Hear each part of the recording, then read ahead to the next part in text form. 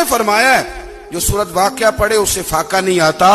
कहने लगे चांद तो अपनी जगह छोड़ सकता है, सूरज गिर सकता है, तारे टूट सकते हैं, पर मदीने वाले रसूल की बात गलत नहीं हो सकती।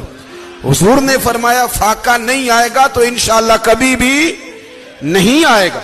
करने का काम यह है कि हम अपने मामलात, अपनी इबादत, अपनी दुआएं कभी 10 मिनट आदत हो जाए ना दुआ मांगने की अलहदा से रात को। हुजूर ने फरमाया जो फर्ज नमाज के बाद दुआ मांगे अल्लाह उसकी कबूल कर लेता है। नबी पाक सल्लल्लाहु ताला अलैहि वसल्लम ने फरमाया अल्लाह मुसाफिर की दुआ कबूल फरमाता है। हुजूर ने फरमाया अल्लाह मजलूम की दुआ कबूल फरमाता है। हुजूर ने फरमाया बीमार से दुआ कराओ अल्लाह उसकी दुआ कबूल फरमाता है। मेरे नबी पाक ने फरमाया माँ बाप जब भी औलाद के लिए हाथ उठाएं, वैसे तो बुल्ले शाह तो आसमानी उड़दियां ही फड़ दें, जेड़ा घर बैठा उन्होंने फड़िया ही नहीं। हुजूर फरमाने लगे माँ बाप जब भी औलाद के लिए दुआ फरमाएं अल्लाह उनकी दुआ को कबूल करता है।